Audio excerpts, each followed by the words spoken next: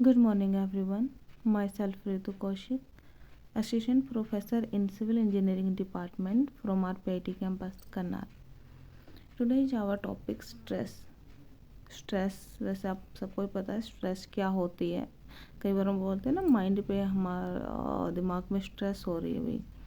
तो स्ट्रेस का मीनिंग होता है कि कोई इस तरीके का भारी मतलब फोर्स लगना एरिया पर, आपके माइंड पर लगता है जैसे, ठीक है, कि कोई भी फोर्स किसी भी एरिया पर जब लगता है तो that is known as the stress. Clear. Stresses are express, हम डेफिनेशन से पढ़ लेते हैं। Stresses are express as the ratio of the applied force deliver by the resisting area, this is known as the stress. थोड़ा सा मैं आपको बता देती हूँ। देखिए, अगर मान लो ये आपके पास एक टेबल है, ठीक है, इस पर फोर्स लगा हुआ है, यहाँ पर मैंने फोर्स लगाया 10 किलो न्यूटन, ठीक है। कितने एरिया पे लगा हुआ है? इस एरिया को ये कवर करेगा। रजिस्ट कौन कर रहा है इसको? ये एरिया ही तो रजिस्ट कर रहा है ना, इस फोर्स को बियर कर रहा है। तो ये एरिया कितना होगा? इस एरिया से जैसे हम एरिया ले लेते हैं बी एल करके, तो हमारे पास क्या रहेगा 10/B/L, ठीक है। किस में आएगी यूनिट? Kilo Newton. अगर हम मीटर में ले रहे हैं मीटर स्क्वायर, एक बी हो जाएगा मीटर में, एक एल हो जाएगा मीटर में। तो हमारे पास यूनिट रहेगी किलो न्यूटन मीटर स्क्वायर।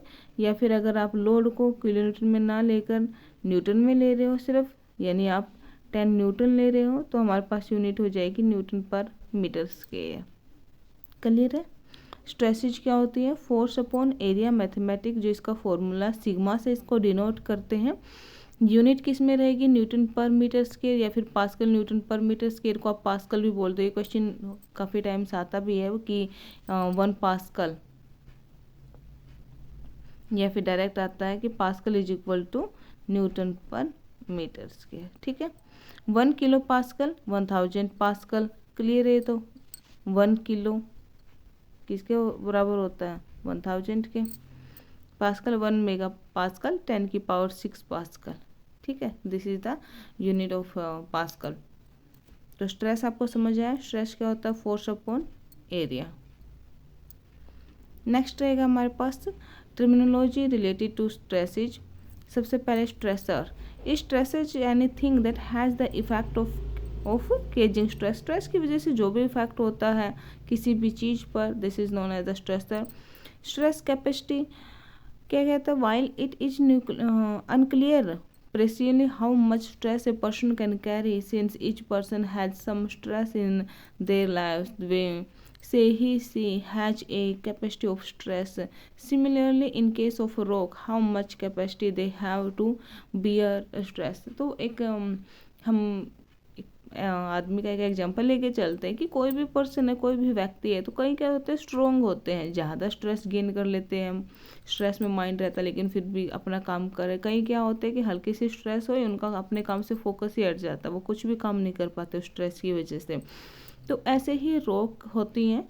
रोक में क्या होता है? बहुत सारी रोक ऐसी होती है जो अच्छे से स्ट्रेस को बियर कर लेती है, लेकिन बहुत सारी ऐसी होती है जो नहीं कर पाती। जैसे हमने घरों में देखा है, जब अर्थक्वेक वगैरह आते हैं तो टूट फूट बहुत ही ज़्यादा हो जाती है, पूरा का पूरा स्ट्रक्चर डिस्ट्रॉय हो जाता है, ठीक है। लेकिन कहीं ऐसे होते हैं, मान लो अगर हम माउंटेन्स एरिया की बात करें तो पहाड़ तो खड़े ही रहते हैं, थोड़ा बहुत टूट फूट होती है। तो उसकी प्रॉपर्टी पर डिपेंड करता है कि वो कितनी स्ट्रेस गेन कर सकता है, बियर कर सकता है, कितनी नहीं। फिर stress load.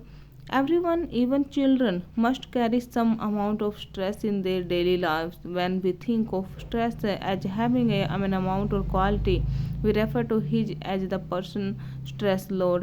And here, in the case of rock, we say that how much an already existing stress is applied on a rock.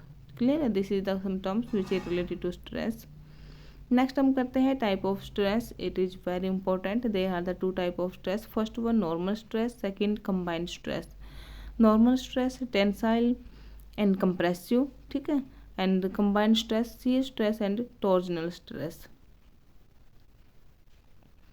Normal stress में क्या करेंगे? The resisting area is perpendicular to the applied force. फिर से मैं आपको समझा देती हूँ।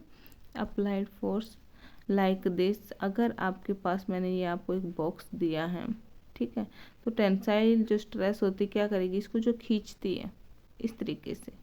टेंसाइल फोर्स जब लगता है, जो खिंचाव पैदा होता है, तो उसको हम टेंसाइल स्ट्रेस कहेंगे। टेंसाइल स्ट्रेस में क्या कहता है, it is a stress induced in a body when it is subjected to equal and opposite pulls, यानी tensile force as a result of which there is tendency in increase in length. ठीक है, जब ये इस प्रकार से इसको खींचेगा तो इसकी लेंथ ऐसे इंक्रीज होगी इस तरीके से। It act normal to the area and pull on the area, this is known as the tensile stress. तो ये टेंसाइल फोर्स है, ये इसका एरिया हो जाएगा, तो T upon A is known as the tensile stress. Clear है।